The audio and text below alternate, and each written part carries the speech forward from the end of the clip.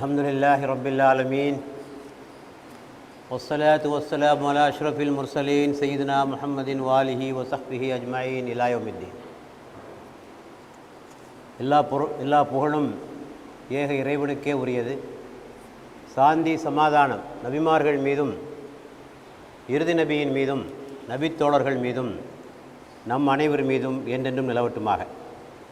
அன்புக்குரிய சகோதரர்களே, அஸ்ஸலாமு அலைக்கும் வரஹ்மத்துல்லாஹி வபரகாத்துஹு. இறைவன் திருமறையிலே கூறுகின்றான், பொது குறுனி அது குறுக்கும், நீங்கள் என்னை நினைவு கூறுங்கள், நான் உங்களை நினைவு கூறுவேன்.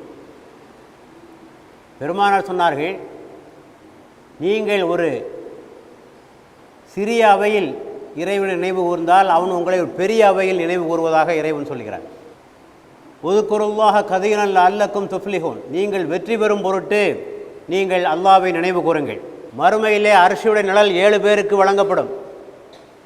அந்த 7 பேரிலே ஒருவர் தனிமையில் அல்லாஹ்வை நினைத்து கண்ணீர் விட்டவர் என்று பெருமானார் ஸல்லல்லாஹு அலைஹி வஸல்லம் சொன்னார். ஆகவே இந்த இறைவனை நினைவு கூறுவது குறித்து திருமறையிலே திருநபி வாக்கிலும் பல கருத்துக்கள் இருப்பதை உங்களாலே பார்க்க முடிகிறது. ஏனென்றால் இந்த வணக்கங்களுடைய நோக்கமே இறைவனை நினைவு கூறுவதுதான். வணக்கங்கள் சடங்குகள் அல்ல, சம்பிரதாயங்கள் அல்ல. வணக்கத்தின் மூலமாக இறைவன் ஒரு நோக்கத்தை நிறைவேற்ற விரும்புகிறார். என்ன நோக்கம்? தக்வாவை பெறுவது, இறையச்சம் பெறுவது.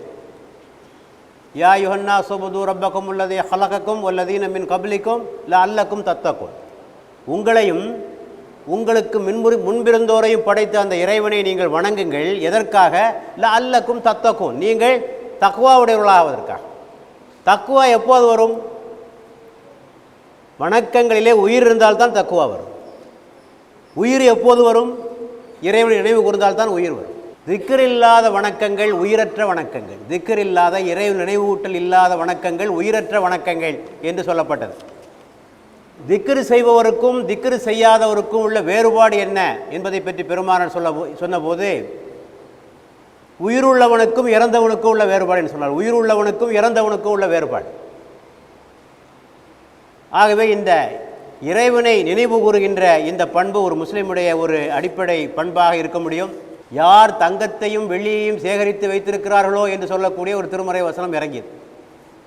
அப்போது சஹாபாக்கள் நாங்களும் பெருமானார் அருகிலே தான் இருந்தோம் என்று சொல்லிவிட்டு பெருமானிடத்திலே கேட்டார்கள், உலகத்திலே சிறந்த செல்வம் எது என்று கேட்டபோது அவர்கள் சொன்னார்கள், லிசானுன் ஜாக்கிர், இறைவனை நினைவு கூறுகின்ற நாவு, கல்புன் ஷாக்கிர், இறைவனுக்கு நன்றி கூறுகின்ற இதயம், ஈமானிலே கணவனுக்கு உதவியாக இருக்கின்ற நல்ல மனைவி. இந்த 3 யாரு கிடைக்கிறதோ அதான் பெரிய செல்வம். இறைவனை நினைவு கூறுகின்ற நாவு, இறைவனுக்கு நன்றி செலுத்துகின்ற உள்ளம், ஈமானை உறுதிப்படுத்துவதற்காக ஒருவனுக்கு கிடைத்திருக்கின்ற நல்ல சாலிகான மனைவி என்று பெருமானார் ஸல்லல்லாஹு அலைஹி வஸல்லம். ஆக உலகத்திலே பொன்னும் பொருளை விட இந்த பண்புகள் ஒருவனுக்கு கிடைக்கும் என்று சொன்னால் அது மிகப்பெரிய ஒரு அருளாக இருப்பதை நம்மாலே பார்க்க முடிகிறது. ஆக இதை பற்றி விரிவான கருத்துக்கள் குர்ஆனிலே நம்மால் பார்க்க முடிகிறது.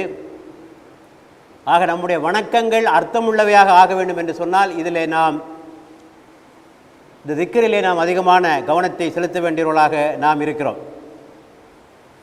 முதலாவதாக திக்ர் என்றால் என்ன?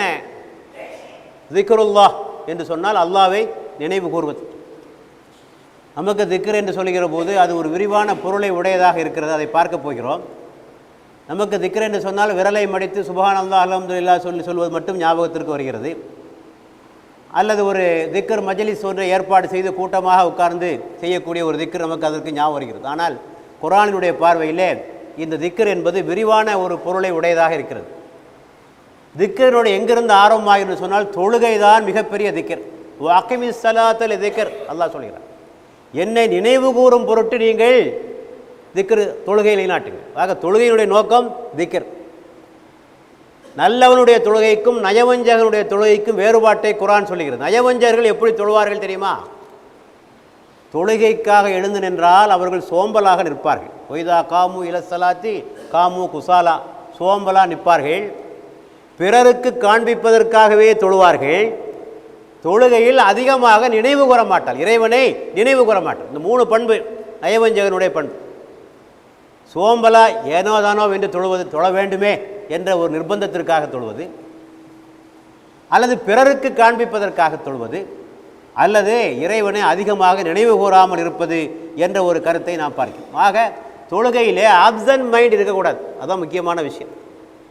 மனதை ஒருமுகப்படுத்தி தொழ வேண்டும் என்பது முக்கியமான கருத்து. ஆனால் சொல்வது எளிது, இது கடைப்பிடிப்பது மிக கடினமான காரியம்.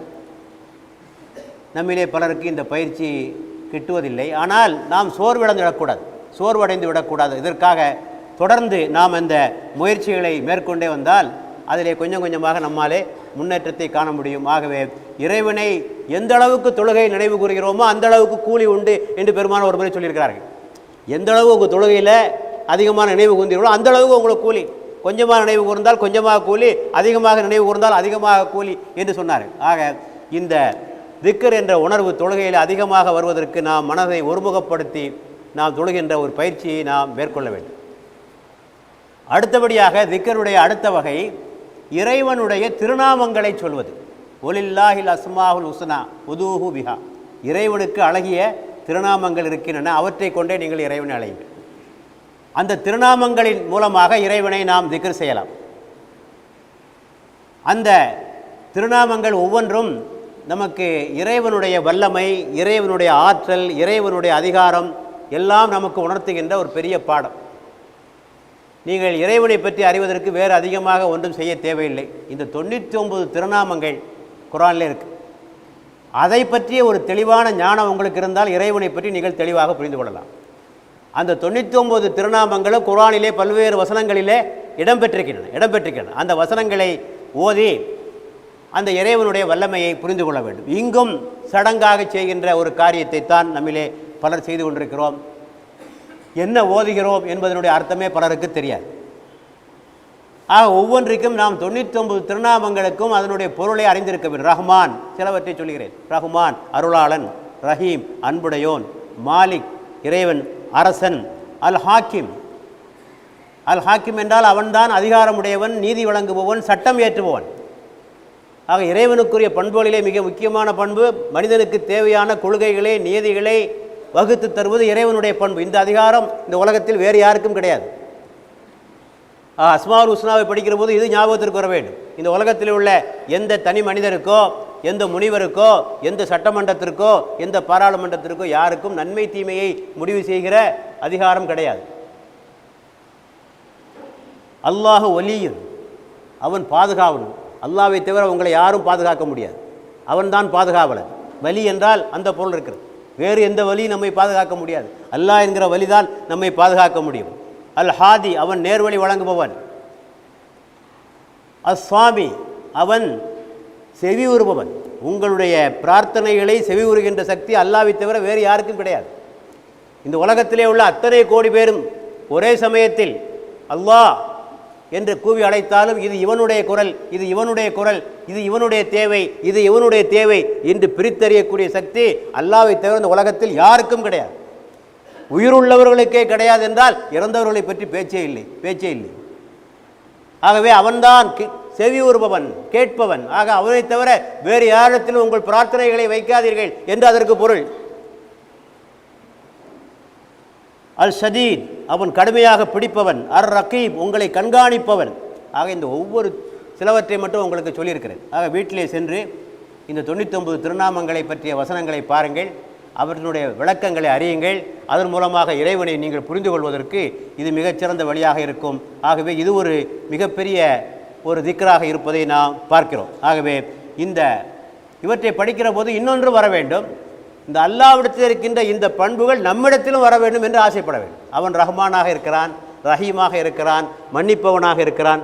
இந்த பண்புகள் நம்மிடத்தில் வருவதற்கும் இவற்றை நீங்கள் பொருளை உணர்ந்து கொண்டால் அது உங்களுக்கு பயிற்சி அளிப்பதாக இருக்கும். ஆகவே இந்த அஸ்மாவுல் ஹுஸ்னாவை ஓதுவதும் திக்ரிலே ஒரு வகை. இதன் மூலமாக நீங்கள் இணை வைப்பின் பக்கம் ஏறெடுத்து பார்க்க மாட்டீர்கள். இறையச்சம் உங்களிடத்திலே பெருகும், இறை அன்பு பெருகும். இவையெல்லாம் இந்த திக்கரை செய்வதனால் உங்களுக்கு கிடைக்கக்கூடிய மிகப்பெரிய நன்மையாக இருக்கிறது. அடுத்தபடியாக திக்கரிலே அடுத்த வகை கலிமா, வார்த்தைகள். பெருமானார் சொன்னார்கள், இறைவனுக்கு பிடித்த மிகச்சிறந்த வார்த்தைகள் அஃலலுல் கலாம், 4 வார்த்தைகள் இறைவனுக்கு ரொம்ப பிடித்தமானது. சுப்ஹானல்லாஹ், அல்ஹம்துலில்லாஹ், லா இலாஹ இல்லல்லாஹ், அல்லாஹு அக்பர் என்று பெருமானார் ஸல்லல்லாஹு அலைஹி வஸல்லம். இந்த 4 வார்த்தைகள் இறைவனுக்கு மிக பிடித்தமான வார்த்தைகள் என்று ரசூலுல்லாஹ் அவர்கள் சொல்கிறார்கள். மறுமையிலே தட்டை, மீசானுடைய தட்டை கனமாக ஆக்கி வைக்கக்கூடியது. கலிபத்தானி ஹபீபத்தானி இலர் ரஹ்மான் ஹஃபீபத்தானி அலன் நிசான் தகீலத்தானி அலல் மீசான் சுபஹான் அல்லாஹி வபிஹம்திஹி சுபஹான் அல்லாஹில் அலீம். இறைவனுக்கு பிடித்தமான 2 வார்த்தைகள், நாவினால் சொல்வதற்கு மிக எளிதான வார்த்தைகள், ஆனால் மறுமையில் மீசான் என்ற தட்டை கனமாக்கக்கூடிய 2 வார்த்தைகள். அவை என்ன? சுபஹான் அல்லாஹி வபிஹம்திஹி சுபஹான் அல்லாஹில் அலீம் என்று சொன்னார்கள். ஆக இவற்றை சொல்ல வேண்டும். ஃபாத்திமா நாஹி ரலியல்லாஹு அன்ஹு அவர்கள் ஒரு முறை பெருமானார் வீட்டுக்கு வருகிறார்கள். அப்போது போரிலே பல கைதிகள் பிடிக்கப்பட்டு அவைகள் சஹாபாக்களுக்கு பங்களிக்கப்படுகிறார்கள். அவர்களுக்கு சேவகம் செய்வதற்காக பங்களிக்கப்படுகிறார்கள். உங்களுக்கு தெரியும் ஃபாத்திமா நாஹி எவ்வளோ பெரிய வறுமையிலே வாழ்ந்தார் என்பது உங்களுக்கு தெரியும்.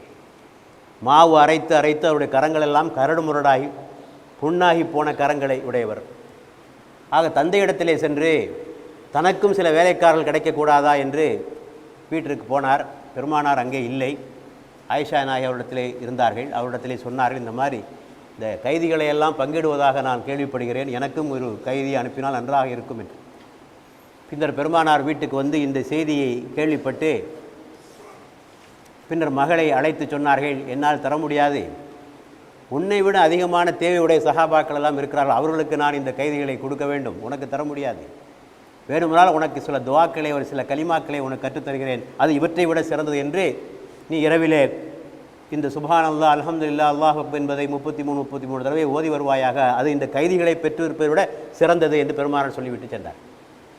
அலி ரலியல்லாஹு அன்ஹு சொன்னார்கள், எந்த கணத்தில் இந்த கலிமாவை பெருமானார் கற்றுத்தந்தாலும் அன்றிலிருந்து ஒரு நாள் கூட இரவில் படுக்கச் செல்லுகிற போது நான் இதை ஓதாமல் இருந்ததில்லை.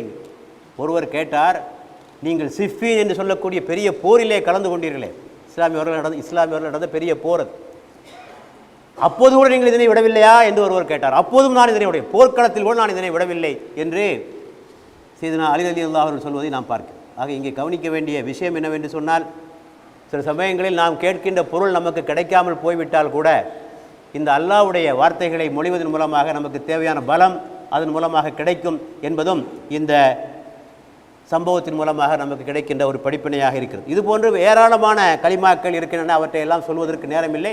சம்பந்தப்பட்ட புத்தகங்களை படித்து நீங்கள் தெரிந்து கொள்ளலாம். லா இலாஹ இல்லல்லாஹ் வஹ்தஹு லா ஷரீக லஹு லஹுல் முல்க் வ லஹுல் ஹம்து வ ஹுவ அலா குல்லி ஷைஇன் கதீர் என்று சொல்லக்கூடிய பல வகையான கலிமாக்கள் இருக்கிறது. இங்கே கவனிக்கப்பட வேண்டிய விஷயம், இங்கேயும் சடங்காக ஓதக்கூடாது. அதான் முக்கியம். எதையுமே தெரிந்து ஓத. சுப்ஹான் அல்லாஹ் என்றால் என்ன பொருள்? அல்லாஹ் தூய்மையானவன், அப்போ நான் குறை உடையவன் என்று பொருள். மனிதர்களாகி நான், அல்லாஹ் தான் எந்த குறையும் இல்லாதவன் அல்லாஹ். மனிதர்களாகிய நம்மிடத்திலே குறை இருக்கிறது. ஆகவே அந்த ஆணவம் அழிய வேண்டும். இதை படிக்கிற போது ஆணவம் அழிய வேண்டும். என்னிடத்திலே குறை இருக்கிறது, அல்ஹம்துலில்லாஹ், எல்லா புகழும் இறைவனுக்குரியது. என்னிடத்தில் இருக்கிற எல்லா சிறப்புகளுக்கும் சொந்தக்காரன் யார்? இறைவன். என்னிடத்தில் இருக்கின்ற அறிவு, ஆற்றல், திறமைகள் எல்லாவற்றுக்கும் சொந்தக்காரன் யார்? இறைவன். ஆகவே அந்த அடக்கம் வருவதற்காகத்தான் இது பயிற்சி. அல்ஹம்துலில்லாஹ் என்று சொன்னால் எல்லா புகழும் இறைவன், எனக்கு ஒன்றும் இல்லை, எனக்கு ஒன்றும் இல்லை. அல்லாஹு அக்பர், இறைவன் தான் பெரியவன், நான் சின்னவன் அர்த்தம். இறைவனும் பெரியவன் நானும் பெரிய என்பதாக அல்ல, இறைவன் பெரியவன் நான் சின்னவன் என்ற ஒரு கருத்து வர வேண்டும். இப்படி ஒவ்வொன்றை ஓதுகின்ற போதும் அதற்கு பின்னாலே ஒரு பொருள் இருக்கிறது, அதன் மூலமாக ஒரு பயிற்சி இருக்கிறது. இவைகள் சடங்குகள் அல்ல, சம்பிரதாயங்கள் அல்ல.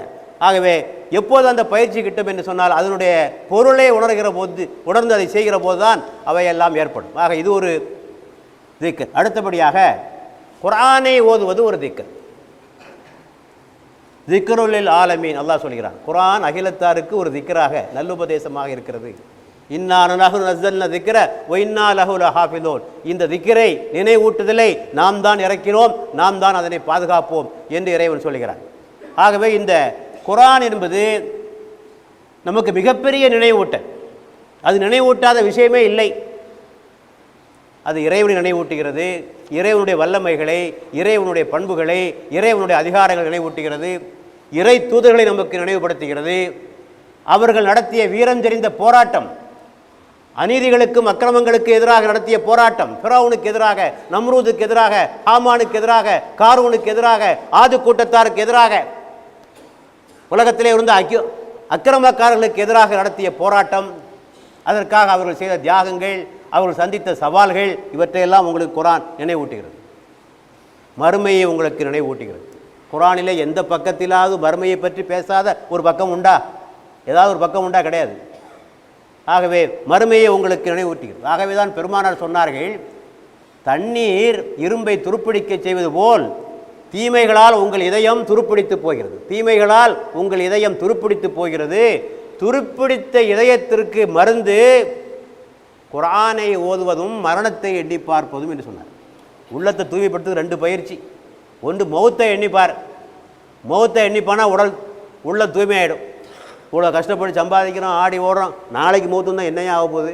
இதுக்காக இந்த ஆர்ப்பாட்டம், இந்த போர்ப்பாட்டம், இதெல்லாம் தேவையா? இந்த ஏமாற்று, இந்த மோசடி, இந்த பொய், இந்த பித்தலாட்டம், இந்த ஆணவம், இதெல்லாம் தேவையா? மௌத்தை எண்ணி பார்த்தா எல்லாம் போயிடும். ரெண்டாவதாக பெருமானார் சொல்கிறார்கள், குர்ஆனை ஓது. குர்ஆனை ஓதினால் உன்னுடைய இதயம் தூய்மைப்படும் என்று சொல்கிறார்கள். ஆகவே குர்ஆன் மிகப்பெரிய ஒரு திக்ர். ஆனால் அங்கேயும் அந்த முழுமையான பலனை அடைய வேண்டும் என்று சொன்னால் முதலாவதாக என்ன ஓதுகிறோம் என்பது தெரிந்திருக்க வேண்டும். அல்லாஹ் சொல்கிறான், குர்ஆனை ஓதினால் வஜிலத் குலூபுஹும், உங்களுடைய இதயங்கள் நடுங்கும் என்று சொல்கிறார். குர்ஆனை ஓதினால் உங்கள் கண்கள் கண்ணீரை தாரையாக ஒகுக்கும். குர்ஆனை ஓதினால் உங்களுடைய ரோமங்கள் சிலிர்த்து எழும். ஆனால் ஒன்றையும் காணோமே, யாரும் அழுவதாக காணோம், எங்கே ஒன்று பதட்டத்தையும் காணும், பரபரப்பையும் காணும், ஒன்றையும் காணும். இப்படி தலையாட்டி ஓதிக்கிட்டே இருக்காங்க எல்லோரும், இல்லையா? நான் அவர்களை எல்லாம் குறை சொல்லவில்லை. ஆனால் அந்த பொருளை ஓதியிருந்தால் எவ்வளவு அழுத்தமான பாதிப்பை ஏற்படுத்தியிருக்கும். பெருமானார் எத்தனை முறை குர்ஆனை ஓதுகிற போது அழுதிருக்கிறார்கள். சஹாபாக்கள் அழுதிருக்கிறார்கள். எண்ணி பார்க்க வேண்டும். அவர்களுக்கு அழுகை நமக்கு வராமல் போனதேன்? என்னென்ன தெரிஞ்சால் தானே அழுகிறது. தெரியாட்டா எங்கிருந்து அழுக வரும்? இது ஒன்று. ரெண்டாவது, என்ன நோக்கத்திற்காக குர்ஆனை ஓதுகிறோம் என்பதை பொறுத்தும் அமையும். சில சமயத்திலே பொருள் தெரியலாம். ஆனால் குர்ஆனின் மூலமாக அறிவை பெற அல்லது வாதங்கள் புரிய, தனது கருத்துக்களை நிலைநாட்ட, இந்த கண்ணோட்டத்திலலாம் நீங்கள் குர்ஆனை படித்தீங்கன்னா அது கண்களில் தண்ணீரையும் கொண்டு வராது, ஒன்று இருந்தாது, வெறியத்தான் உண்டாக்கும். நம்முடைய வாதத்தில் எப்படியா ஜெயிக்கணும், வாதத்தில் மடக்கணும், இந்த உணர்வுகள் தான் ஏற்படும். இன்றைக்கி பல பேர் குர்ஆன் அதுக்காகவே படிச்சுட்டு இருக்கிறாங்க. ஆகவே இந்த குர்ஆனை ஓதுவது நம்முடைய ஆன்மீக பயிற்சிக்கு மிகச் சிறந்த ஒரு வழிமுறையாக இறைவன் அமைத்து கொடுத்திருக்கிறார். அடுத்தபடியாக திக்ரிலே அடுத்த வகை படைப்புக்களை குறித்து சிந்தித்து பார்த்தல். இறைவனுடைய வல்லமைக்கு சான்றாக திகழ்கின்ற இந்த படைப்புகள், இறைவன் இருக்கிறான் என்பதற்கு இந்த படைப்புகள் தான் மிகப்பெரிய அத்தாட்சி. வானங்கள் பூமியெல்லாம் எவ்வளவு துல்லியமாக படைக்கப்பட்டிருக்கு என்பதை பாருங்கள். அவை சுழலுகின்ற விதத்தை பாருங்கள். பருவங்கள் குறிப்பிட்ட காலத்தில் மாறி வருவதை பாருங்கள். இவையெல்லாம் இவ்வளவு துல்லியமாக இவை செயல்படுகிறது என்று சொன்னால் இதற்கு பின்னாலே ஒரு மாபெரும் சக்தி, ஒரு நுண்ணறிவுள்ள சக்தி ஒன்று இருக்கின்ற காரணத்தினாலே தான் இவையெல்லாம் முறையாக செயல்படுகின்றன. ஆக படைத்தவன் என்று ஒருவன் இல்லாவிட்டால் இவ்வளவு முறையாக செயல்பட முடியாது. தானாக தோன்றியது என்று சொல்கிறார்கள் விஞ்ஞானிகள். எல்லாம் தானாக தோன்றிச்சு. தானாக தோன்றிய எந்த பொருளும் முறையாக செயல்படாது, துல்லியமாக செயல்படாது. இந்த உலகத்திற்கே பெயர் இன்டெலிஜென்ட் யூனிவர்ஸ் என்று சொல்வார்கள். இன்டெலிஜென்ட் யூனிவர்ஸ் அவ்வளோ துல்லியமாக செயல்படுகிறது. 1000 வருஷத்துக்கு பின்னால் வர சந்திர கிரகணத்தை இன்று கணிக்க முடியும். எந்த ஊரில் வரும், எவ்வளோ நேரம் வரும் என்பதையெல்லாம் இன்று சொல்ல முடியும் என்றால் துல்லியமாக செயல்பட போய் தான் இவற்றையெல்லாம் சொல்ல முடிகிறது. ஆகவே இவற்றை நீங்கள் படித்தால், இந்த உலகத்தினுடைய படைப்பினங்களை குறித்து சிந்தித்து பார்த்தால் இறைவனை பற்றிய ஞானம், இறைவனை பற்றிய அச்சம் உங்களுக்கு அதிகமாகும்.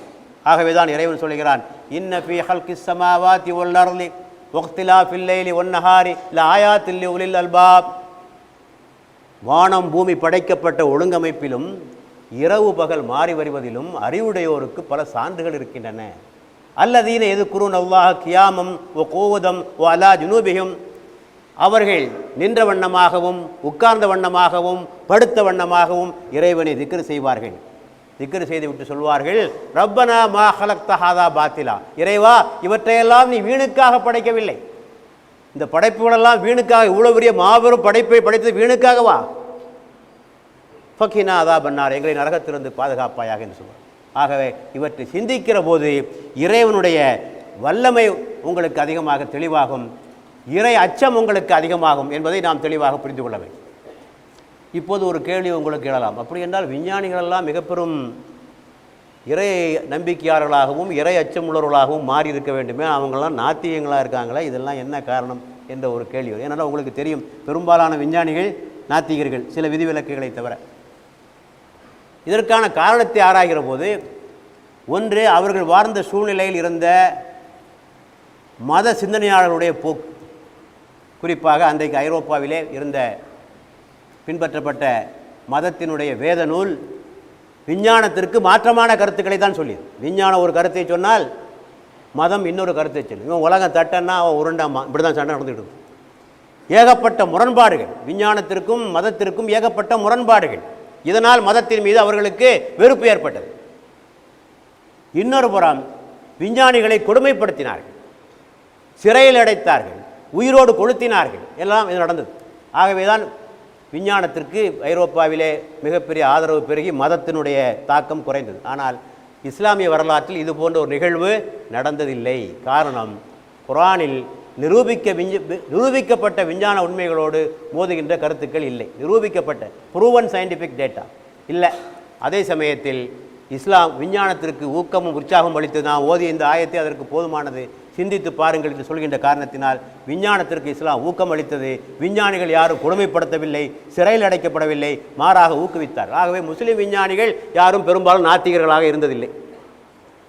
ஆகவே இந்த அல்லாவை பற்றி சிந்திப்பதற்கு, இந்த படைப்புகளை பற்றி சிந்திப்பதும் மிகப்பெரிய ஒரு திக்ராக இருப்பதை உங்களால் பார்க்க முடியும். அடுத்தபடியாக திக்ருடைய அடுத்த வகை துவாக்கள், பிரார்த்தனைகள். ஒவ்வொரு வேளையிலும் ஓதுகின்ற துவாக்கள் 24 மணி நேரமும் இறைவன் நினைவு கூர்ந்து கொண்டே இருக்க வேண்டும். காலையில் எழுந்தது முதல் இரவில் படுக்க செல்லுகிற வரை இல்லையா, குளிக்கும் போது ஒரு துவா, கண்ணாடி பார்க்கிற போது ஒரு துவா, வாகனத்தில் ஏறுகின்ற போது ஒரு துவா இல்லையா,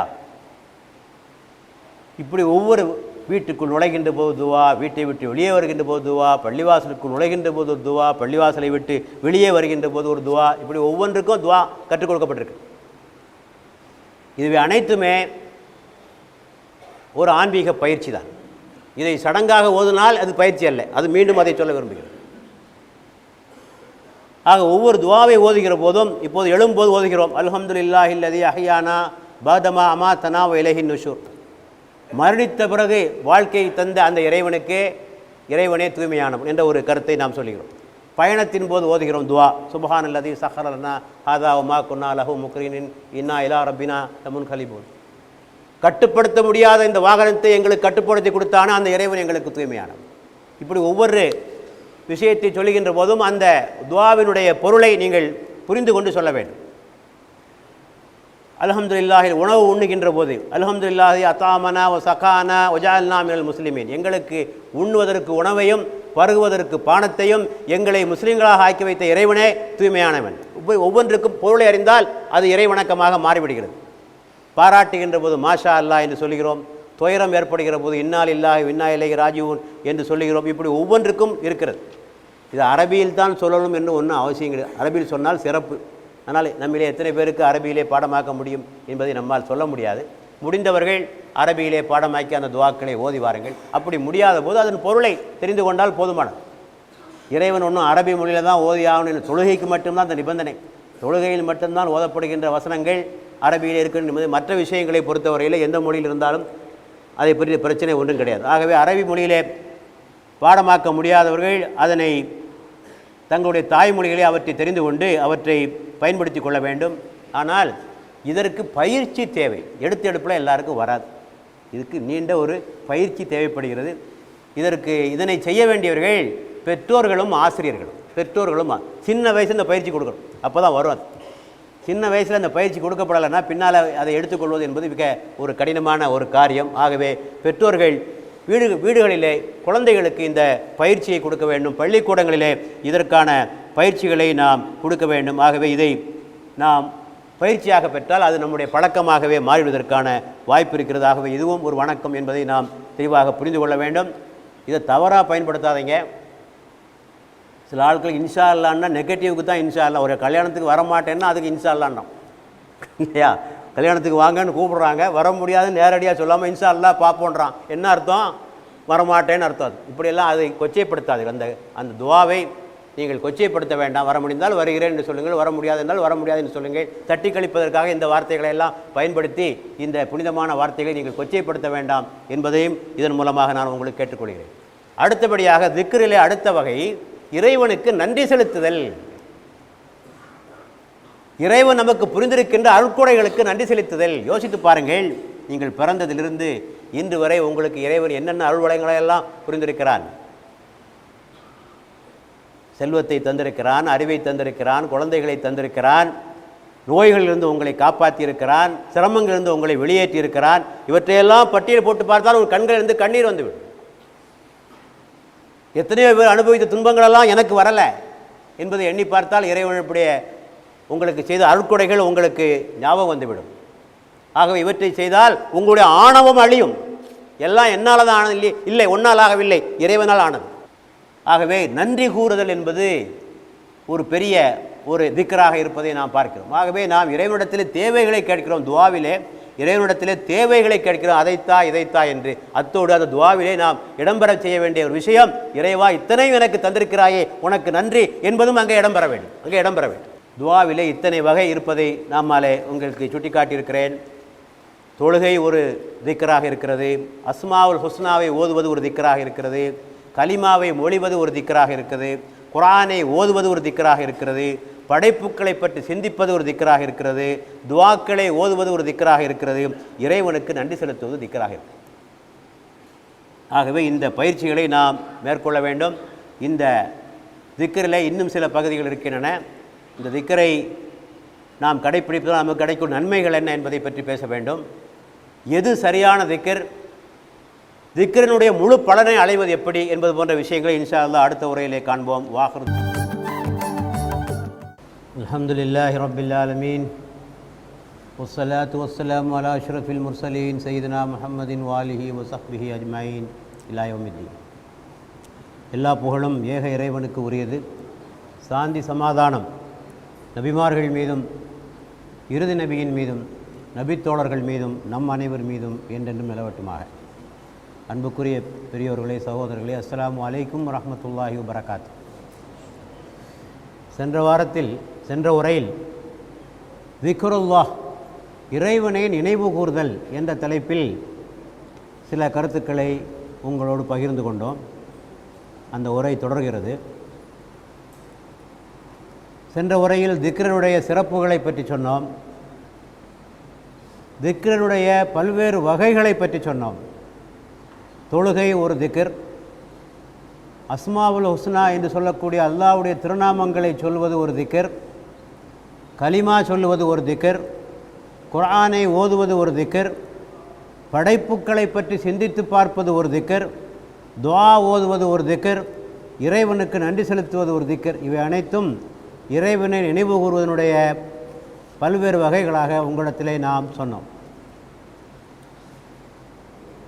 மற்ற வணக்கங்களை பொறுத்தவரையிலே ஒரு குறிப்பிட்ட கால நேரம் உண்டு. தொழுகைக்கென்று குறித்த நேரம் உண்டு,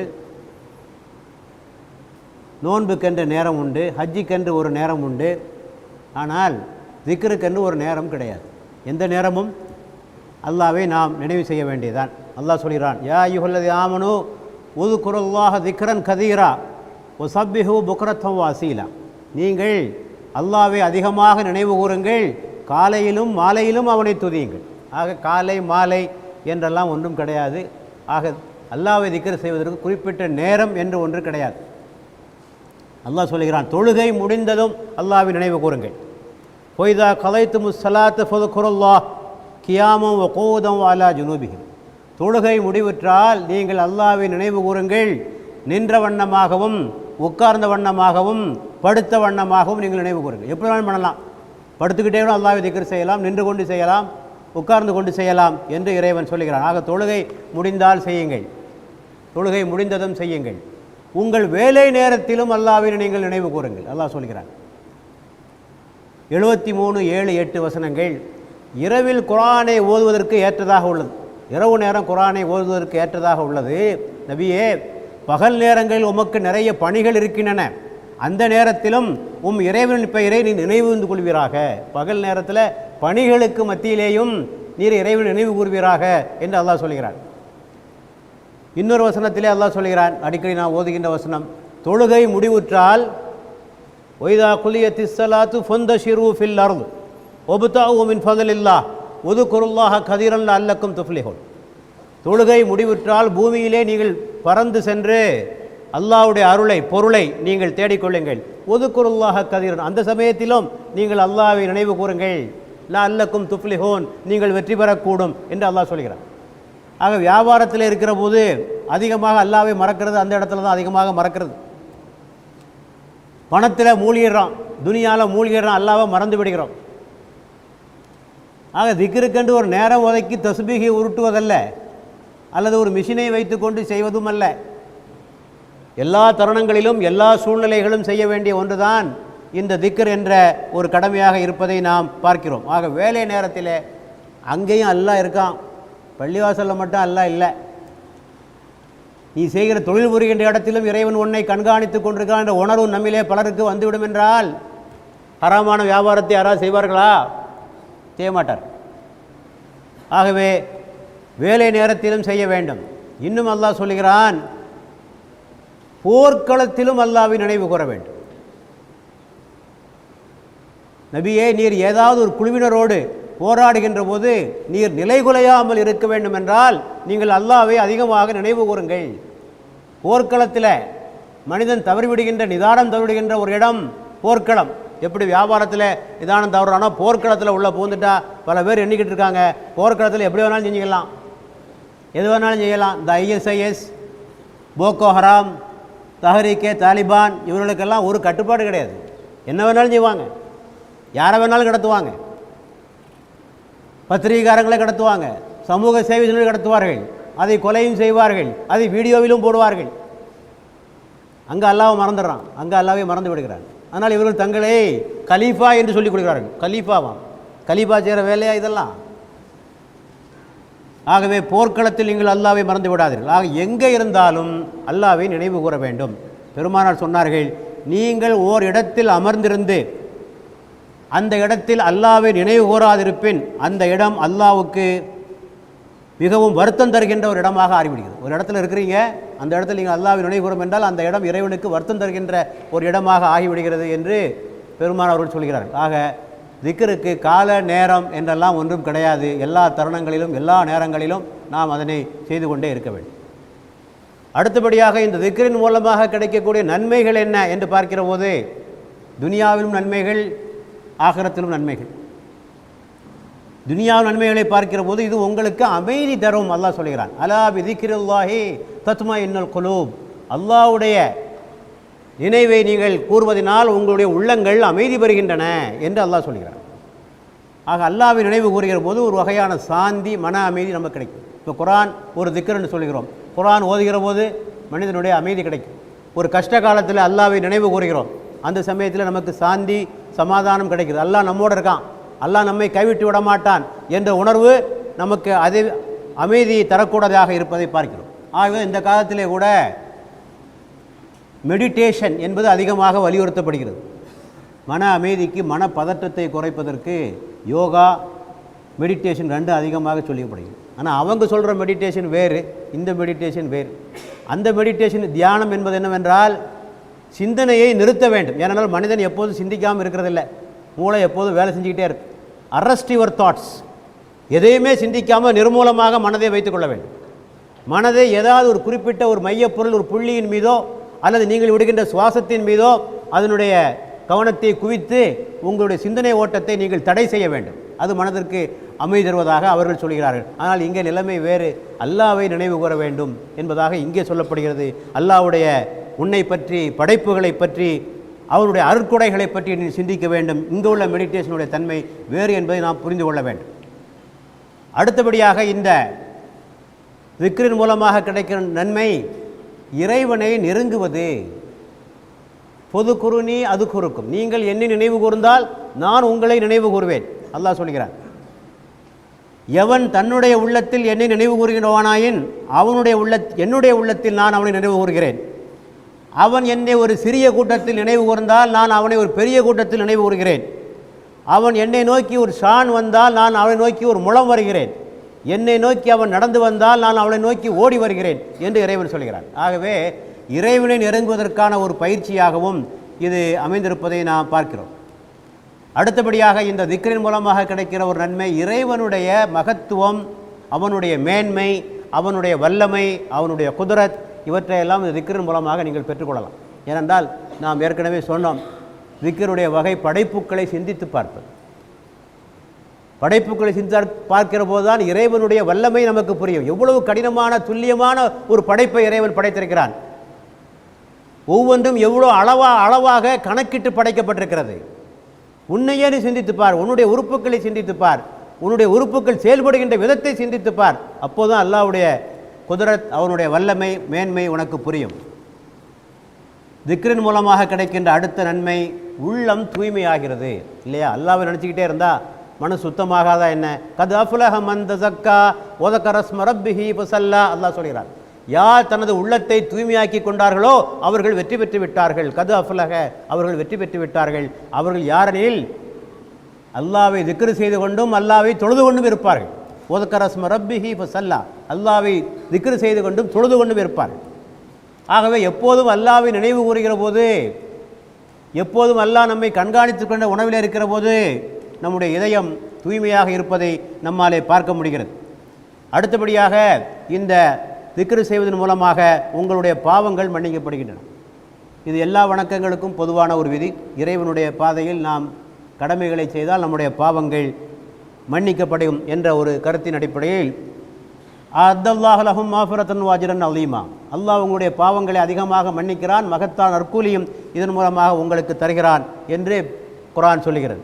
பெருமானார் சொன்னார்கள், லா இலாஹ இல்லல்லாஹு வஹ்தஹு லா ஷரீக லஹு லஹுல் முல்கு வ லஹுல் ஹம்து வ ஹுவ அலா குல்லி ஷைஇன் கதீர் என்ற இந்த திக்ரை ஒருவன் 100 முறை மொழிபவர்களுக்கு 100 அடிமைகளை விடுவித்த கூலியும் 100 நன்மைகளும் சேர்க்கப்படுகின்றன, 100 தீமைகள் அளிக்கப்படுகின்றன. அன்று மாலை வரை ஷைத்தானை விட்டும் அவனுக்கு பாதுகாப்பு கிடைக்கும். ஆக உங்களுடைய பாவங்கள் அளிக்கப்படுகின்றன, நன்மைகள் சேர்க்கப்படுகின்றன என்று சொல்வதை நாம் பார்க்கிறோம். அடுத்தபடியாக இந்த திக்ர் மூலமாக கிடைக்கிற நன்மை, அர்ஷினுடைய நிழல் கிடைக்கிறது. உங்களுக்கு தெரியும், மறுமையிலே அந்த வெப்பம் மிகுந்த அந்த மஹ்ஷர் மைதானத்தில் 7 பேருக்கு அல்லாஹ் நல்லளிக்கிறான். 7 பேருக்கு நல்லளிக்கிறான். அந்த 7வரிலே ஒருவர் தனிமையில் அல்லாஹ்வை நினைத்து கண்ணீர் சிந்தியவர். தனிமையிலே அல்லாஹ்வை நினைத்து கண்ணீர் சிந்தியவர், அவருக்கு மறுமையிலே அல்லாஹ் அர்ஷுடைய நிழலை வழங்குகிறான் என்பதாக நாம் கேள்விப்படுகிறோம். ஆக மறுமையிலே கிடைக்கக்கூடிய ஒரு கூலி. அடுத்தபடியாக சுவனம் கிடைக்கும். எவர் லா இலாஹ இல்லல்லாஹ் என்பதை தம் உள்ளத்தில் ஆழத்திலிருந்து மொழிகிறாரோ அவருக்கு சுவனம் திறக்கும். 7வது வானம் வரை அவர் செல்வார். ஆனால் ஒரே ஒரு நிபந்தனை, அவர் பெரும் பாவங்கள் தன்னை தவிர்த்திருக்க வேண்டும். பெரும் பாவங்கள் தவிர்த்து கொண்டு இந்த கலிமாவை மொழிவார் என்று சொன்னால் அவருக்கு சுவனம் கிடைக்கும் என்று இந்த திக்ரை பற்றிய பல்வேறு செய்திகள் நமக்கு கிடைக்கின்றன. ஆகவே இவற்றையெல்லாம் நாம் புரிந்து கொண்டு அந்த திக்ரிலே நம்முடைய கவனத்தை அதிகமாக நாம் செலுத்த வேண்டியவர்களாக இருக்கிறோம். திக்ரின் மூலமாக முழு பலனையும் அடைய வேண்டும் என்று சொன்னால் அதற்கு சில நிபந்தனைகள் இருக்கிறது. சும்மா சுப்ஹானல்லாஹ் அல்ஹம்துலில்லாஹ் அல்லாஹு அக்பர்னு சொல்லிட்டாலாம் ஒன்றுலாம் எதுக்குமே எந்த நன்மையும் உங்களுக்கு கிடைத்து விடாது. அது ஒரு சடங்கு, அது ஒன்றும் செய்கிறதுல ஒன்று கடினமான ஒரு காரியம் அல்ல. பொதுவாக நம்மிலே பல வணக்கங்களை அப்படித்தான் நாம் செய்து கொண்டிருக்கிறோம். தொழுகையில் ஈடுபடுகின்ற போது நம்முடைய உள்ளம் அதில் லயிப்பதில்லை, மனம் குவிக்கப்படுவதில்லை. ஆகவே இந்த எல்லா வணக்கங்களுக்கும் நிபந்தனை இருக்குது. அந்த நிபந்தனையை நிறைவேற்றுகிற போது தான் அந்த வணக்கங்களுடைய கூலி கிடைக்கும். உதாரணத்துக்கு தொழுகை எடுத்துக்கொண்டால் அல்லாஹ் என்ன சொல்கிறான்? ஃபீ சலாத்திஹிம் ஹாஷிவூன், உள்ளச்சத்தோடு தொழ வேண்டும். ஹாஃபிலூன், பேணுதலாக தொழ வேண்டும். தாயிமூன், நிலையாக தொழ வேண்டும். 3 கண்டிஷன் போடுறான். அதே போல் நோன்புக்கு அல்லாஹ் என்ன சொல்கிறான்? எவர் பொய் பேசுவதை அதன்படி செயலாற்றுவதை விட்டுவிடவில்லை எனில் அவருடைய தாகமும் பட்டினியும் இறைவனுக்கு அவசியமில்லை. ஆக ஒவ்வொரு வணக்கத்திற்கும் சில நிபந்தனைகள் இருக்கின்றன. அந்த நிபந்தனைகளுக்கு உட்பட்டு காரியங்களை செய்கிற போதுதான் எதுவுமே பலன் தரும். மருந்து சாப்பிடுகிறார் ஒருவர், மருந்தை மட்டும் சாப்பிட்டு விட்டனால் நோய் ஒன்று போய்விடாது. டாக்டர் சொல்லுகிற பத்தியத்தையும் கடைபிடிக்க வேண்டும். உணவு கட்டுப்பாடு, உடற்பயிற்சி, இன்னும் பல கட்டுப்பாடுகளை அவர் சொல்லுவார். அந்த கட்டுப்பாடுகளை பேணாமல் நீங்கள் மருந்தை மட்டும் சாப்பிட்டு கொண்டே இருந்தால் நோய் ஒன்றும் போகாது. குளுக்கோஸ் லெவல் மேலே மேலே நல்லா மருந்தையும் சாப்பிட்டுக்கிட்டு நல்ல சர்க்கரையும் சாப்பிட்டுக்கிட்டே இருந்தால் குளுக்கோஸ் லெவல் மேலே மேலே தான் போயிட்டே இருக்கும். அவ்வளோதான், டோஸை கூட்டிகிட்டே போக வேண்டியதான். துப்பாக்கியிலே உள்ள கேட்ரிட்ஜ் ரவை பலம் வாய்ந்தது தான். அதை ஒரு ஆள் மேலே எரிஞ்சால் ஏதாவது பலன்னு சொண்டா? அதை ஒரு ஆள் மேலே எரிஞ்சால் எதுவும் கிடையாது. துப்பாக்கியில் போட்டு முறையாக சுடுகின்ற போது தான் அது தர வேண்டிய பலனை தரும். ஆக எந்த ஒரு காரியத்தை செய்தாலும் அதற்குரிய நிபந்தனைகளோடு செய்கிற போது தான் அதற்குரிய பலன் நமக்கு கிட்டும். அதே போல் திக்ர் என்பது உதட்டின் அசைவு அல்ல, அது உள்ளத்தின் அசைவு. அது உதட்டின் ஒலி அல்ல, அது உள்ளத்தின் ஒலி. உள்ளம் அதை பற்றி சிந்திக்க வேண்டும். வெறும் நாவு மட்டும் ஒளிந்து கொண்டிருப்பதனால் ஒன்றுமல்ல. பல பேரை நான் பார்த்துருக்கேன், அங்கே டிவியில் படம் ஓடிட்டு இருக்கும், கையில் தஸ்பீ இருக்கும். எத்தனை பேரை பார்த்துருக்கேன். இது என்ன திக்ரு நமக்கு புரியல இல்லையா? இவர்கள் அல்லாஹ்வை நினைவு கூர்ந்தார்களா, சினிமா நடிகர்களை நினைவு கூர்ந்தார்களா நமக்கு புரியலை. இதெல்லாம் என்ன மெக்கானிக்கலாக செய்கிறது இல்லையா? எந்தவித ஒரு ஈடுபாடும் இல்லாமல் துனியாவும் வேணும், இதுவும் வேணும், சினிமாவும் வேணும், திக்ரும் வேணும். கிடைக்குமா? கிடைக்காது. ஏதாவது ஒன்று கிடைக்கும். ஒன்று அதை பாரு, இல்லாட்ட இதை செய், ஏதாவது ஒன்று செய். ஆகவே இது உதட்டின் அசைவுகளினால் மட்டும் உங்களுக்கு ஒன்றும் கிட்டிவிடாது. அது உள்ளத்தில் ஆழமாக பதிந்திருக்க வேண்டும் இல்லையா? ஒருவன் தனது மனைவியை நேசிக்கிறான், குழந்தைகள் நேசிக்கிறான். அதுக்காக வெளியில் சொல்லிக்கிட்டே அலைகிறதில்லை, என் மனைவி என் பிள்ளைன்னு சொல்லிட்டு இல்லை. அவனுடைய உள்ளம் இயற்கையாகவே அவர்களை பற்றி கவலைப்படுகிறது. அதற்காக உழைக்கிறான், சம்பாதிக்கிறான். அதே போல் வாயால் ஒன்றும் சுப்ஹானல்லாஹ் அல்ஹம்துலில்லாஹ் அல்லாஹு அக்பர் என்று சொல்லி கொண்டிருப்பதல்ல, மாறாக அது இறைவனுடைய சிந்தனை ஆழமாக பதிந்திருக்க வேண்டும். அதற்கு தேவையானது என்ன? முதலாவதாக என்ன ஓதுறோங்கிறது கொஞ்சம் பொருள் தெரிஞ்சுக்கிடுங்க. எத்தனை பேருக்கு சுப்ஹானல்லாஹ்வுக்கு அர்த்தம் தெரிஞ்சவர்கள் எத்தனை பேர், அல்ஹம்துலில்லாஹ்வுக்கு அர்த்தம் தெரிந்தவர்கள் எத்தனை பேர், அல்லாஹு அக்பருக்கு அர்த்தம் தெரிந்தவர்கள் எத்தனை பேர்? தெரிஞ்சாலே வந்துடும். சுப்ஹானல்லாஹ் என்றால் அல்லாஹ் தூய்மையானவன் என்று அர்த்தம். இந்த உலகத்தில் இறைவன் மட்டும்தான் தூய்மையானவன், நான் தூய்மையற்றவன். அல்லாஹு அக்பர், அவன்தான் பெரியவன், நான் சிறியவன். அவனும் பெரியவன் நானும் பெரிய என்பதாக அல்ல, அவன்தான் பெரியவன். அல்ஹம்துலில்லாஹ், அல்லாஹ்வுக்கே எல்லா புகழும், என்னிடத்தில் இருக்கிற எல்லா சிறப்புகளுக்கும் சொந்தக்காரன் இறைவன். ஆகவே புகழ் அனைத்தும் அவனுக்கே உரியது. ஆக எதையும் சிந்தனையோடு செய்ய வேண்டும். இப்னு அப்பாஸ் ரலியல்லாஹு அன்ஹு சொல்கிறார்கள், ஆழ்ந்த சிந்தனையின்றி ஆழ்ந்த சிந்தனையோடு செய்யப்படுகின்ற 2 ரக்காத்து வணக்கங்கள் சிந்தனையின்றி இரவெல்லாம் தொழுவதை விட சிறந்தது. 2 ரக்காத்தான் தொழுகிறான், சிந்தனையோடு தொழுகிறான். அது சிந்தனை இல்லாமல் இரவெல்லாம் நின்று வணங்குகிறானே, அதை விட சிறந்தது, அதை விட சிறந்தது. ஆகவே எதையுமே சிந்தித்து செயல்படுகிற போதுதான் அந்த வணக்கத்திலே உறுதியும் பிறக்கும். அப்போதுதான் இறைவனுடைய கூலியும் அப்போதுதான் அதிகமாக கிடைக்கும். ஆகவே பொருளை அறிந்திருக்க வேண்டும், அதனுடைய ஆழ்ந்து சிந்தித்தவனாக அந்த காரியங்களை செய்துவிட வேண்டும். இந்த கருத்தையும் நாம் தெளிவாக புரிந்து கொள்ள வேண்டும். அடுத்தபடியாக, சிந்திப்பது என்று சொன்னால் பலர் தவறான அர்த்தத்தை கொள்கிறார்கள். தன்னையே மறந்து விடுதல், ஃபனா என்று ஒரு கருத்தை சொல்லப்படுகிறது. திக்ரிலே மூழ்கி தன்னை மறந்து அல்லாஹ்வோடு ஒன்றி விடுதல், யூனியன் வித் காட். இஸ்லாத்தில் அப்படி ஒரு கருத்து கிடையாது. கடவுளோடு சங்கமமாவது, கடவுளோடு இணைவது, இறைவனோடு ஒன்றாக கலப்பது என்ற கருத்து இஸ்லாத்தில் கிடையாது. பல தத்துவங்களிலே சொல்லப்படும், ஜீவாத்மாவும் பரமாத்மாவும் ஒன்றாக கலப்பார்கள் என்றெல்லாம் ஒரு கருத்து உண்டு. இஸ்லாத்தில் இறைவன் வேறு, மனிதன் வேறு. இறைவனுடைய தன்மைகள் வேறு, மனிதனுடைய தன்மைகள் வேறு. இறைவனை நீங்கள் நெருங்கலாம், இறைவனை மறுமையிலே பார்க்கலாம், லிகா உண்டு. இறைவனோடு ஒன்றாக ஆக முடியாது. ஆகவே நாங்கள் திக்ர் செய்து அல்லாஹ்வோடு ஃபனாவாகி விடுகிறோம், எங்களையே நாங்கள் அழித்துக் கொள்கிறோம் என்ற ஒரு கருத்தும் இஸ்லாத்தில் கிடையாது. ஆகவே இறைவனை நெருங்குவதற்காக இறைவன் செய்திருக்கின்ற ஏற்பாடு தானே தவிர இறைவனோடு ஒன்றிப்பது, இறைவனோடு சங்கமிப்பது என்ற ஒரு கருத்தும் கிடையாது. ஆகவே தன்னை மறப்பதல்ல திக்ர் என்பது, தன்னை உணர்வது. தன்னை மறப்பதல்ல, தன்னை உணர்வதற்கு பேர் தான் திக்ர் என்பதை புரிந்து கொள்ள வேண்டும். அடுத்தபடியாக திக்ர் முழுமையாக பலனை தர வேண்டும் என்றால் ரசூலுல்லாஹ் அவர்கள் சொன்னார்கள், தனிமையிலே உட்கார்ந்து திக்ர் செய்யுங்கள். தனிமையிலே, கூட்டாக செய்வதை விட பெருமானார் சொன்னார்கள், பிறர் பார்வையில் படாது தனிமையிலிருந்து திக்ர் செய்யும் ஆண்களுக்கும் பெண்களும் தான் சொர்க்கத்தின் முன்னணியிலே இருப்பார்கள். திக்ரை எப்படி கூட்டாக செய்ய முடியும் இல்லையா? இறைவன் நினைவு கூறுகின்ற ஒரு காரியத்தை தனியாகத்தான் செய்ய முடியும்.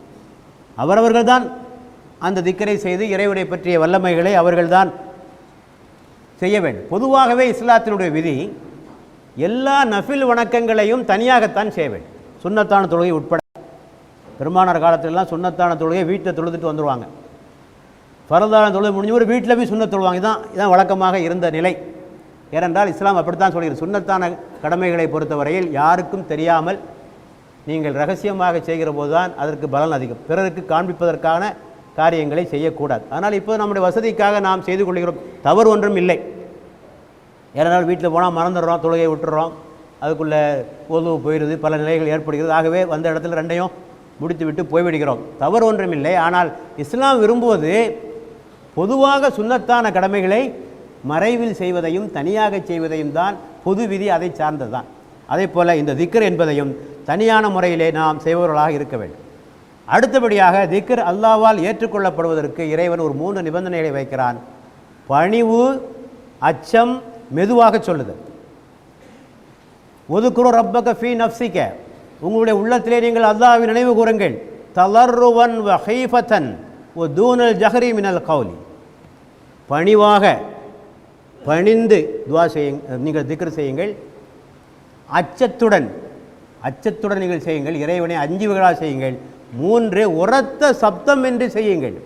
திக்ர் சப்தம் போட்டு செய்வதல்ல, மெதுவாகத்தான் அந்த கடமையை நாம் செய்ய வேண்டும். பெருமானாருடைய காலத்திலே அபு மூசா ரலியல்லாஹு அன்ஹு அவர்கள் அறிவிக்கிறார்கள், நாங்கள் பெருமானார் ஒரு பயணத்திலே இருந்தோம். அப்போது ஒருவர் அல்லாஹு அக்பர் என்று உரத்த குரலில் சப்தமிட்டார். பெருமானார் சொன்னார்கள், மக்களே, உங்களுக்கு நீங்களே கருணையுடையவர்களாக நடந்து கொள்ளுங்கள். ஏனெனில் நீங்கள் காது கேளாத ஒருவனை நீங்கள் இந்த இடத்தில் அழைக்கவில்லை. அல்லாஹ் ஒன்றும் காது கேளாதவன் அல்ல, அவன் உங்களோடு இருக்கிறான், உங்களுக்கு அருகிலேயே இருக்கிறான், உங்கள் ஒட்டகத்தை விட மிக அதிக அருகிலே உங்களுக்கு இருக்கிறான். God is not deaf and absent. அவன் இல்லாத கடவுளை பற்றி நீங்கள் கூப்பிட்டு இருக்கல, உங்கள் பக்கத்தில் இருக்கிறான். குர்ஆன் சொல்லுகிறது, நஹன் அக்ரபு இலைஹி மின் ஹப்லில் வரீத், உங்களுடைய பிடரி நரம்பை விட மிக சமீபமாக. அப்படிப்பட்ட இறைவனை ஏன் சத்தம் போட்டு கூப்பிட்றீங்க? அல்லாஹ் விளங்காதா என்ன? அதான் ரசூலுல்லாஹ் சொன்னாங்க, நீங்கள் காது கேளாத ஒருவனை கூப்பிடவில்லை, உங்களுக்கு அருகில் இருக்கக்கூடிய ஒருவனைத்தான் நீங்கள் கூப்பிடுகின்றீர்கள். ஆகவே தியானம், மெடிடேஷன் என்பது எந்த தத்துவத்தில், நமது தத்துவமாக இருந்தாலும் சரி, வேறு தத்துவங்களாக இருந்தாலும் சரி, அது அமைதியாக செய்யப்பட வேண்டிய ஒன்றுக்குத்தான் திக்ர் என்று கருதப்படும் என்பதையும் நாம் இங்கே புரிந்து கொள்ள வேண்டும். அடுத்தபடியாக திக்ர் ஏற்றுக்கொள்ளப்பட வேண்டும் என்று சொன்னால், இறைவன் எந்த வார்த்தைகளை கற்றுக் கொடுத்தானோ அந்த வார்த்தைகளின் வாயிலாகத்தான் இறைவன் நினைவு கூற வேண்டும். இபாதத்துக்களை பொறுத்தவரையில் நாம எதையும் வகுத்து கொள்ள முடியாது. அது தொழுகையாக இருந்தாலும் சரி, நோன்பாக இருந்தாலும் சரி, ஜக்காத்தாக இருந்தாலும் சரி, ஹஜ்ஜாக இருந்தாலும் சரி, தௌபாவாக இருந்தாலும் சரி, நாம்பாக ஒன்றை வகுத்து கொள்வதல்ல. அவையெல்லாம் தெளிவாக திட்டவட்டமாக இப்படித்தான் செய்ய வேண்டும் என்பது நமக்கு உறுதியாக சொல்லப்பட்டுவிட்டது. நாம் புதிதாக ஒன்றும் கண்டுபிடித்து புதிய வார்த்தைகளை சொல்லி அல்லாஹ்வை அழைக்க வேண்டிய அவசியம் நமக்கு கிடையாது. ரசூலுல்லாஹ் சொன்னால், என்னை எப்படி தொழ கண்டீர்களோ அவ்வாறு தொழுங்கள், என்னை எப்படி நோன்பு நோக்கண்டீர்களோ அவ்வாறு நோன்பு நோக்குங்கள். எல்லா வணக்கங்களுக்கும் இது பொருந்தக்கூடிய ஒன்றாக இருப்பதைத்தான் நான் பார்க்கிறோம். ஆகவே மார்க்கத்தில் இல்லாத விஷயங்களை கொண்டு நாம் ஒரு காரியத்தை செய்கிற போது அது பிதஅத்தாக மாறிவிடுகிறது, அது வழிகேடாக போய்விடுகிறது என்பதனையும் நாம் தெளிவாக புரிந்து கொள்ள வேண்டும். ஆகவே அல்லாஹ் கற்றுக் கொடுத்துருக்கான் எப்படி இறைவனை திக்ர் செய்ய வேண்டும் என்பதற்கான வழிமுறைகளை அல்லாஹ்வும் அல்லாஹ்வுடைய தூதரும் நமக்கு தெளிவாக கற்றுக் கொடுத்திருக்கிறார்கள். அந்த வார்த்தைகளை கொண்டுதான் நாம் செய்ய வேண்டும். சிலர் சொல்லுகிறார்கள், பெருமானார் அவர்கள் ரகசியமாக சில ஆட்களுக்கு சில விஷயங்களை சொல்லிக் கொடுத்தாங்க என்று. அதைத்தான் நாங்கள் அவர்கள் பெருமானார் காலத்திற்கு நமக்கு சொல்லிக் கொடுத்தார்கள் என்ற ஒரு கருத்து இருக்கிறது. ஆயிஷா நாயகி அவர்கள் சொன்னார்கள், முஹம்மதுக்கு அருளப்பட்டதை அவர் சொல்லாமல் மறைத்து விட்டார் என்று எவராவது சொல்வாராயின் அவர் பொய்யர். முஹம்மதுக்கு அருளப்பட்ட விஷயத்தை அவர் மற்றவர்களுக்கு சொல்லாமல் மறைத்து விட்டார் என்று ஒருவர் சொல்வாராயின் அவர் பொய்யர். அலி ரலியல்லாஹு கேட்கப்பட்டது, மற்றவர்களுக்கு சொல்லாத ரகசியங்களை ஏதேனும் ரசூலுல்லாஹ் உங்களுக்கு சொல்லிக் கொடுத்திருக்கிறார்களா என்று அலி ரலியல்லாஹு கேட்கப்பட்டது. அவர்கள் சொன்னார்கள், கொட்டைகளை வெடிக்கச் செய்கின்ற அந்த அல்லாஹ்வின் மீது ஆணையாக, மனிதர்களுக்கு உயிர் கொடுக்கின்ற அல்லாஹ்வின் மீது ஆணையாக, ரசூலுல்லாஹ் அப்படி எதையும் எனக்கு மறைவாக கற்றுத்தரவில்லை என்று சொன்னார்கள். ஆக ரகசியம் என்பது பெருமானாருடைய வாழ்க்கையில் கிடையாது. அவருடைய வாழ்க்கை என்பது ஒரு திறந்த புத்தகம். அவருடைய வாழ்க்கையும் திறந்த புத்தகம், அவருடைய தனிப்பட்ட வாழ்க்கையும் ஒரு திறந்த புத்தகம், அவர்கள் கொண்டு வந்த மார்க்கமும் கொள்கைகளும் கோட்பாடுகளும் திறந்த புத்தகம். அல்லாஹ் சொல்கிறான், நபியே, உம்முடைய இறைவனிடமிருந்து உமக்கு அருளப்பட்டதை நீர் எடுத்துரைத்து விடுவீராக, அதையும் மறைக்காதீர். நீர் அவ்வாறு செய்யாவிடில் அவன் வழங்கிய தூதுத்துவ பொறுப்பை நிறைவேற்றியவராக நீர் ஆக மாட்டீர். அல்லாஹ் உமக்கு என்ன சொன்னானோ அதை நீர் சொல்லிவிடும். அதை சொல்லாவிட்டால் அந்த பொறுப்பை நீர் நிறைவேற்றியவராக ஆக மாட்டீர் என்று இறைவன் சொல்கிறான். ஆக இவையெல்லாம் நமக்கு கற்றுத்தருகின்ற பாடங்கள் என்னவென்று சொன்னால், இறைவன் எதை கற்றுக் கொடுத்தானோ அந்த வார்த்தைகள் மூலமாகத்தான் நாம் இறைவனுடைய திக்கரை செய்பவர்களாக இருக்க வேண்டும். ஆக அன்புக்குரிய சகோதரர்களே, நாம் இந்த திக்கரை பற்றி எண்ணுகிற போது முதலாவதாக நாம் சொன்னோம், காலையிலும் செய்ய வேண்டும், மாலையிலும் செய்ய வேண்டும், தொழுகை முடிந்ததும் செய்ய வேண்டும், வேலை நேரத்திலும் செய்ய வேண்டும், போர்க்களத்திலும் செய்ய வேண்டும். இதன் மூலமாக நமக்கு கிடைக்கும் நன்மைகள், அமைதி கிடைக்கும், இறை நெருக்கம் கிடைக்கும், இறைவனுடைய மேன்மையும் மகத்துவத்தையும் புரிந்து கொள்ள முடியும், உள்ளம் தூய்மையாகும், பாவ மன்னிப்பு கிடைக்கும், அரசுடைய நிழல் கிடைக்கும், மறுமையிலே சோனம் கிடைக்கும். அதற்கு நிபந்தனைகள் சொல்லப்பட்டன. அந்த நிபந்தனைகள் என்னவென்று சொன்னால், உதட்டினுடன் சொல்வதல்ல, உள்ளத்திலிருந்து சொல்வது, ஆழ்ந்த சிந்தனையோடு சொல்வது, தனிமையிலே இருந்து சொல்வது, தன்னை மறப்பதல்ல தன்னை உணர்வது, பணிவோடு சொல்வது, அச்சத்தோடு சொல்வது, மெதுமாக சொல்வது, இறைவன் கற்றுக் கொடுத்த வார்த்தைகள் மூலமாக சொல்லும். இவ்வளவு செய்கிற போதுதான் அந்த திக்கருடைய பலனை நாம் அறிந்து கொள்ள முடியும். ஆனால் இதனை செய்வதற்கு நமக்கு தடையாக இருப்பது என்னவென்று சொன்னால், அல்லாஹ் சொல்கிறான், லா துல்ஹிக்கும் அம்பாலுக்கும் ஒலா அவுலாதுக்கும் அன்திக்ரில்லாஹ், உங்களுடைய செல்வங்களும் உங்களுடைய பிள்ளைகளும் அல்லாஹ்வின் நினைவு கூறுவதிலிருந்து உங்களை பாராமுகமாக ஆக்கிவிட வேண்டாம். ஆக அல்லாஹ்வுடைய திக்ரிலிருந்து நம்மை மறக்கடிக்கக்கூடிய செய்திகளாக அல்லாஹ் சொல்கிறான். ஒன்று, உங்களுடைய பிள்ளைகள், பிள்ளைகள் மீது கொண்ட முஹப்பத், பிள்ளைகள் மீது கொண்ட அன்பின் காரணமாக எல்லா தவறையும் ஒன்று ஒன்றா செய்ய ஆரம்பிக்கிறீர்கள், அல்லது அவர்களையும் தவறு செய்ய விடுகிறீர்கள். அவர்களுக்காக சம்பாதிக்க வேண்டும், அவர்களுக்காக சேர்த்து வைக்க வேண்டும் என்று எண்ணி எண்ணி நீங்கள் தவறுக்கு மேல் தவறு, ஹராமுக்கு மேல் ஹராம் செய்து கொண்டே இருக்கிறீர்கள். அதை போல அல்லாஹ்வை மறக்க செய்கின்ற அடுத்த செயல் செல்வம். செல்வம் உங்களுக்கு ஒரு சோதனை. அல்லாஹ் சொல்கிறான், செல்வம் உங்களுக்கு ஒரு சோதனை. செல்வத்தை துறக்கும்படியாக இஸ்லாம் சொல்லவில்லை, செல்வத்தை கண்டு வெறுண்டோடுபடியாக இஸ்லாம் சொல்லவில்லை, பிற தத்துவங்களில் சொல்வதை போன்று. ஆனால் செல்வத்திற்கு அடிமையாகி விடாது. ஆனால் அதுவே வாழ்க்கையின் லட்சியம் அல்ல, அது வாழ்க்கைக்கான தேவை. லட்சியம் என்பது வேறு, தேவை என்பது வேறு. நாம் தேவைகளை லட்சியங்களாக ஆக்கி கொண்டோம். அதனுடைய விளைவுதான் நாம் அல்லாஹ்வையே மறந்து விடுகிறோம். ஆகவே அந்த நிலைக்கு செல்லாமல் நாம் அல்லாஹ்வை மறக்கக்கூடிய இந்த ரெண்டு விஷயங்களிலே நாம் கவனமாக இருக்க வேண்டும், செல்வமும் பிள்ளைகளும் என்று அல்லாஹ் சொல்கிறார். ஆக இதிலே கவனமாக இருந்து அல்லாஹ்வை எந்நேரம் நினைவு கூறுகின்ற நன்மக்களாக எல்லாம் வல்ல அல்லாஹ் உங்களையும் என்னையும் ஆக்கியருள்வானாக. ரப்பனா தகப்பல் மின்னா இன்னக்க அந்த சமீஉல் அலீம் வ துப் அலைனா இன்னக்க அந்த தவ்வாபுர்